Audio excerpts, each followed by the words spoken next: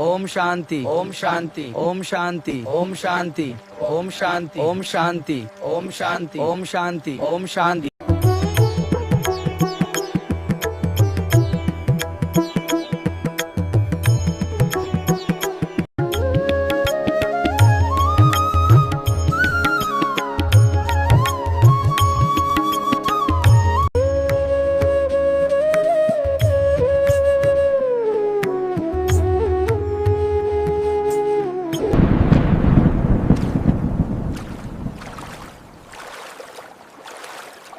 देवी, देखो आम का ये मौसम कितना सुंदर है। आम के शौकीनों को ये मौसम बहुत पसंद है। माता, पिता, मुझे और आम चाहिए। वो देखिए वहाँ कितने मीठे आम हैं। अभी मिल जाएंगे पुत्रा, थोड़ा धैर्य रखो। देखिए पार्वती, गणेश को आम कितने प्रिय हैं। हाँ स्वामी, ये तो उसका पसंदीदा फल है जिसे वो बड़े आनंद से खाता है। आम का मौसम कितना सुंदर है। ये सब प्रकृति की कृपा है। ये आम कितने स्वादिष्ट और गुणकारी हैं। स्वामी, ये आम विटामिन ए से भरपूर हैं, जो आँखों की रोशनी और सेहत के लिए बहुत लाभदायक हो हैं। देखो गणेश, ये आम कितने मीठे लग रहे हैं। अब तुम अपने पिता के कंधे पर चढ़ो और हम साथ मिलकर ये ताजे फल तोड़ेंगे। क्या तुम्हें मजा आ रहा है?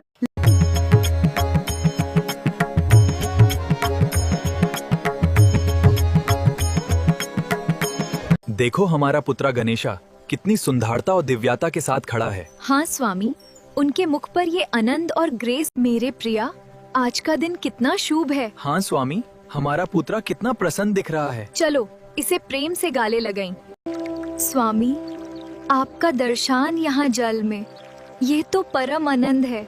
मेरे मन की प्रत्येक इच्छा और मेरी भक्ति का आपकी उपस्थिति से ही ये संसार और ये जाल दोनों शोभित हैं। शांति शांत जाल में मिलती है जब मैं उसमें भगवान शिवा का प्रतिबिंब देखती हूँ। माँ, ये समय कितना शांत और पवित्र है। हाँ मेरे पुत्र। देखो गणेश, जल कितना शीतल है। पिताजी, मुझे बहुत अच्छा लग रहा है। आप दोनों को इतना आनंदित देखकर मेरा मन प्रसन्न हो गया। देखो कितनी सावधानी से महादेव हमारे छोटे विघ्नहर्ता को नहला रहे हैं। विनाश के देवता अब सबसे कोमल पिता के रूप में। सबसे विशाल नदियां भी सौम्य धाराओं से शुरू होती हैं देवी। हमारा गणेशा दुनिया की सारी बढ़ाओं का बोझ उठाता है, लेकिन यहाँ अपने कान ऊपर उठाओ गाजनाना, पानी अंदर जा रहा है। देखो पार्वती, गणेश का हृदय कितना विशाल है। वो सदैव दूसरों की सहायता के लिए तत्पर रहता है। हाँ स्वामी। माता पिता, आप दोनों का बहुत बहुत धन्यवाद। आपने हमेशा मुझे समझा है और हर मुश्किल घड़ी में मेरे साथ खड़े रहे हैं। और उनके पास आपका दिल है माँ पार्वती। उनका ज्ञान सिर्फ शास्त्रों से नहीं, आपके प्रेम से आता है। इसीलिए तो पूरी दुनिया उन्हें इतना प्रेम करती है। क्या तुम्हें याद है जब गणेशा ने पहली बार वो शरारत की थी? हाँ, मुझे अभी भी वो सब याद है। मैं तो बस अपनी खुशी में झूम रहा हूँ। बाबा, माँ, आप दोनों सिर्फ जल से नहीं बल्कि मेरे हर संदेह को धोते हैं। आपका प्रेम ही है। बाबा, माँ, आप मेरे सारे संदेह दूर करते हैं। मैं बहुत भाग्यशाली हूँ कि। चलो बेटा, आज का काम पूरा हुआ। हाँ स्वामी, अब हम चलते हैं।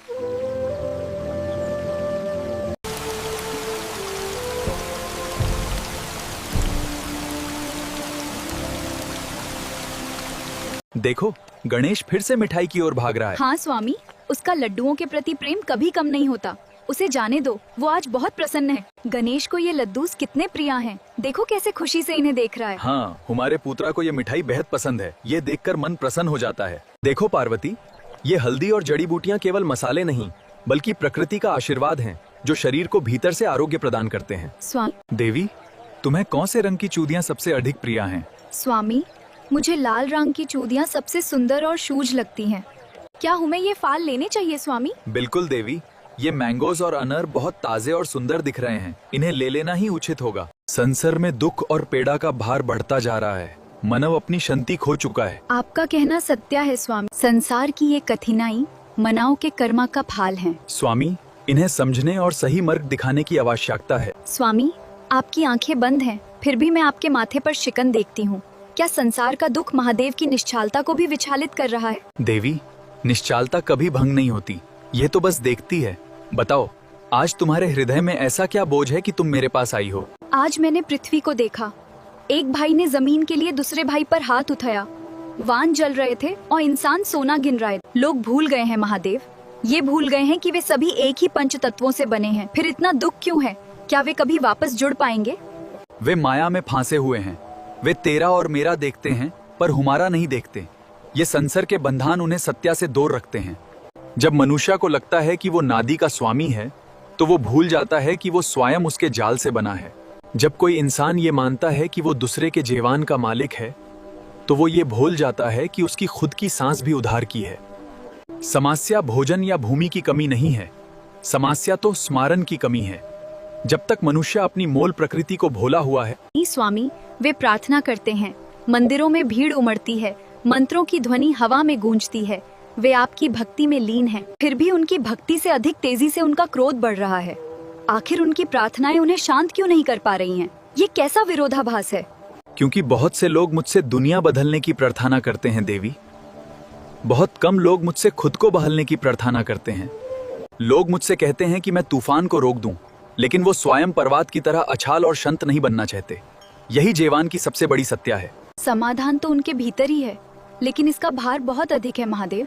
धैर्य रखो देवी, समय आने पर सब कुछ स्पष्ट हो जाएगा। जब एक मानव दूसरे की भोग को अपनी भोग समझता है, तो मैं दूर नहीं होता पर्वती। ये करुणा ही मेरा असली स्वरूप है और इसमें ही मेरा वास है। मैं उनके क्रोध भरे शब्दों के बीच का विरम हूँ। मैं वह क्षण हूँ जब वे प्रहार करने के बजाय सुनना चुनते हैं। तब हमें उनके लिए निराश नहीं होना चाहिए। हर दाया का कर्या आपकी निराकर उपस्थिति पर एक विश्वास है। जब हम गर्व से ऊपर उठकर धैर्य को छूते हैं, तब जीवन में शांति का संचार होता है। हाँ, संसार की समस्याएं विशाल हैं, लेकिन वे नई नहीं हैं। उनका जन्म हर उस क्षण होता है जब कोई हृदय ये भूल जाता है कि वो अन्य सभी से जुड़ा है। मनुष्यों के भीतर का प्रेम और करुणा ही वो शक्ति है जो नफरत को मिटा सकती है और आशा का एक नया संसार बना सकती है। अपनी आत्मा को प्रेम से भरें। तो चलो उन्हें पलायन का नहीं, साहस का वरदान दें। वो साहस जिससे वो किसी और के लिए तीसरा स्टार बन सकें।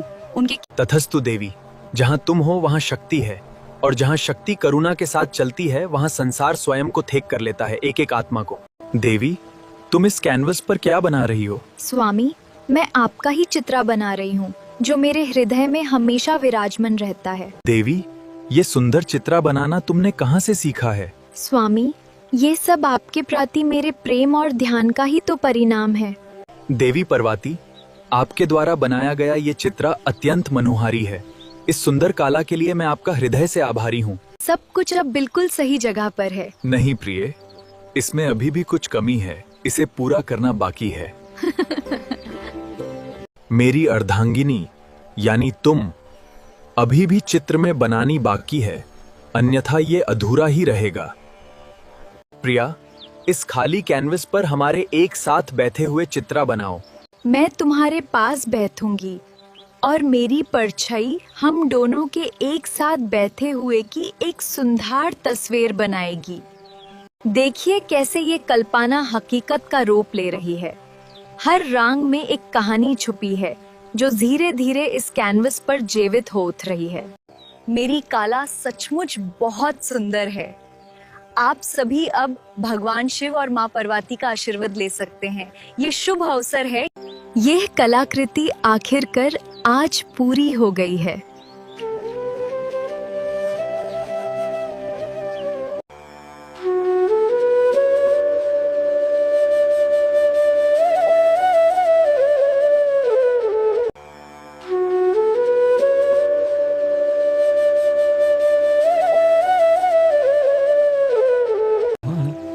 आप कितने शांत और गंभीर दिख रहे हैं ध्यान में। स्वामी, आप सुबह से ध्यान में लीन हैं। अब देर रात हो चुकी है। जरा उस छन्नी को तो देखिए, कितनी सुंदर और शीतल है। हे प्रभु, क्या आप मुझे बता सकते हैं कि कौन सा चंद्रमा मूल है? वो जो आपके मस्तक पर है या वो जो आकाश में चमक रहा है? देवी, तुम पूछती हो कि कौन सा छंद असली है, मेरे मस्तक पर स्थित ये छंद या आकाश में चमकता पूर्णिमा का छंद? देवी, मुझे बताओ कि जब एक दिए से दूसरा दिया जलाया जाता है तो कौन सी ज्योति मूल होती है? स्वामी, दोनों ज्योतियाँ एक ही हैं। आकाश में जो ये चंद्रमा है, ये ऋषि अत्रि के पुत्रा चंद्रा हैं। इनका जन्म हुआ, ये अपने रात पर विराजमान हैं। इसमें चंद्रमा मेरे श्राप से क्षीण होता है और मेरे आशीर्वाद से ही पूर्ण होता है। ये ब्रह्मांडीय चक्र मेरे ही संकल्प से निरंतर चलता रहता है। आकाश का चंद्रमा काल है, समय से बंधा हुआ। वो बदलता है, वो कष्ट सहता है, वो बढ़ता है, वो घटता है। वो प्रकाश को दर्शाता है लेकिन उसे उत्पन्न नहीं करता। आकाश में जो चंद्रमा है वो चंद्रमा है जिसे दुनिया देखती है, सुंदर, दूर, अस्थाई। मेरे सिर पर चंद्रमा सोम है। यह कोई खगोलीय पिंड नहीं बल्कि एक तत्व है, एक सार है। मैं हालाहल को शांत करने वाली शीतलता हूं। मैं मेरे तंदव के तूफान में स्थिरता का अमृत हूं जो इस ब्रह्मांड को शांति और ज्ञान प्रदान करता है। मेरे मस्तक पर स्थित यह चंद्रमा अमृत है, वो अविनाशी चेतना जो सभी अवस्थाओं को देखती तो है किंतु किसी से भी अप्रभावित रहती है। आकाश में जो छंद है वो समय बताता है। मेरे मस्तक पर जो छंद है वो समय से पारे है। आपके शब्द हमेशा दिव्या होते हैं स्वामी। तो फिर असली कौन है? आकाश में तो सिर्फ प्रतिबिंब है, पर मैं ही तो मूल हूं। मैं ही वो मूल स्रोत हूं जहां से ये सारी सृष्टि जन्म लेती है और अंत में यहीं विलय हो जाती है। किंतु ये जान लो देवी कि आकाश के बिना ये संसार ऊपर की ओर देखना कैसे सीखेगा? सारा विश्व शून्य की ओर ही तो देखता है और मेरे मस्तक पर इस चंद्रा रेखा। दोनों ही सत्य हैं, लेकिन केवल एक ही शाश्वत है। और यही कारण है कि वह मेरे मस्तक पर नहीं बल्कि मेरे भीतर विराजमान है। आकाश का छंद जग के लिए है, मस्तक का छंद उस जागत के स्वरूप के लिए है। मेरे प्रणाम स्वीकार कीजिए हे महादेव।